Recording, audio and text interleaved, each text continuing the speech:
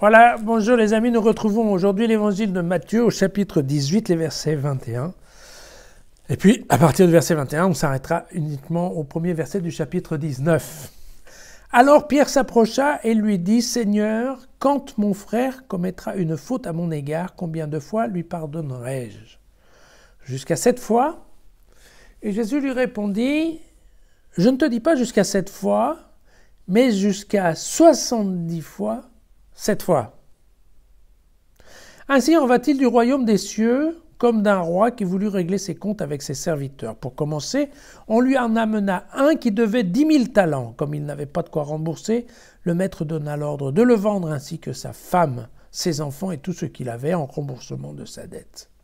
Se jetant alors à ses pieds, le serviteur, prosterné, lui disait « Mais maître, prends patience envers moi et je te rembourserai tout. » Et alors prit de pitié le maître de ce serviteur, le laissa aller et lui remit sa dette.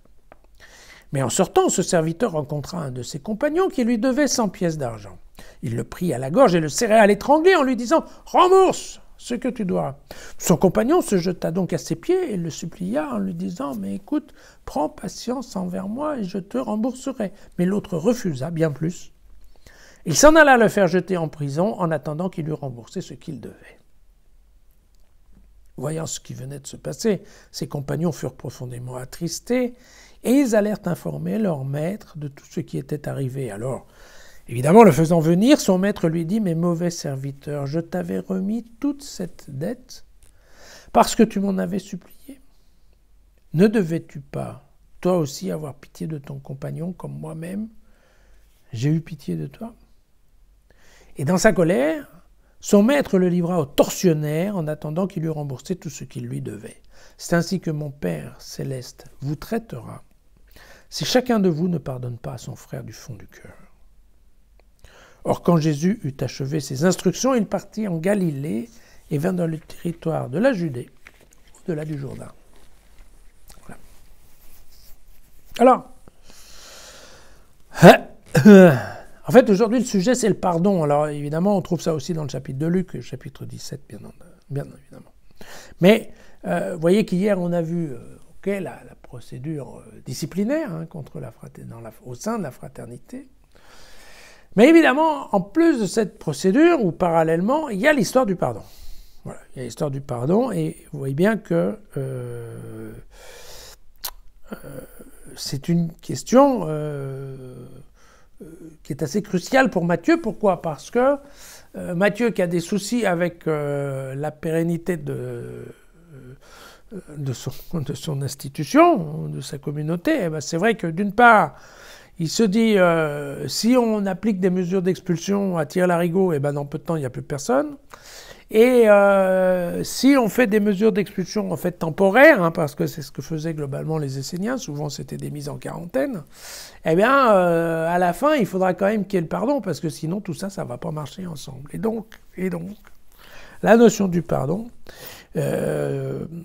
ça devient vraiment important, parce que si, on le voit, on a l'exemple dans toutes les sociétés ou dans toutes les communautés monastiques. C'est vrai que quelque part, voilà, la question de l'entente, de la bonne entente entre les frères, c'est très important, puisque les litiges personnels, en fait, ont un risque fou de déborder, en fait, sur tout le fonctionnement de la communauté.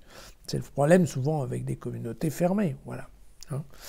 Et donc, on a souvent ici parlé du pardon chez les Juifs, la notion, en effet, de pardon entre frères et le pardon de Dieu, qui n'était pas la même chose. Et le pardon entre frères, typiquement, chez les Juifs, c'est quand même très encadré, dans le système de règles des Juifs, qui est quand même assez détaillé et précis. Et donc, ce qu'on considère, c'est que une fois que la faute est reconnue, c'est que globalement, il est bien de pardonner 4 fois à la même personne. 4 fois c'est bien, 5 fois c'est beaucoup. Et donc vous voyez, quand Pierre arrive en lui proposant les 7 fois, typiquement Pierre est un juif qui a fait un gros effort en direction de la miséricorde. Voilà, on peut dire quand même que de passer de 4 à 5, c'est quasiment doublé. Et paf, on tombe sur Jésus qui dit non, moi je te parle de 490 fois.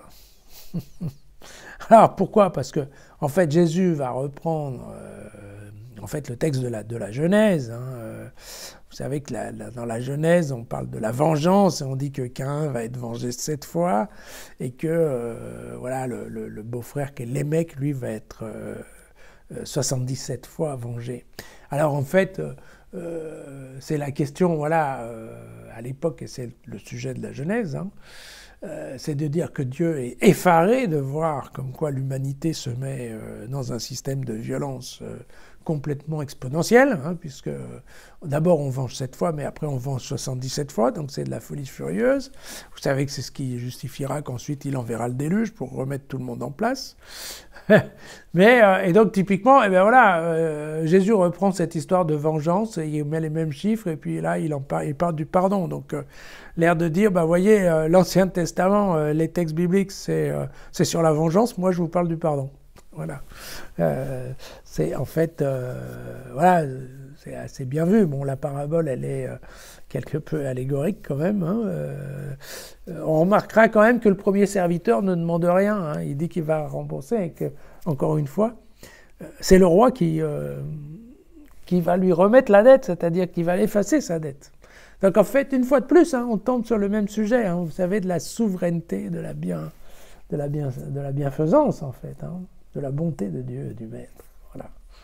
Le Maître de lui-même décide. Et là, il a décidé dans ce cas-là de remettre toute la dette de son serviteur, alors que son serviteur lui demandait juste du temps pour pouvoir rembourser. Vous voyez, comme quoi on retombe un peu toujours voilà, sur le même, sur ce sujet.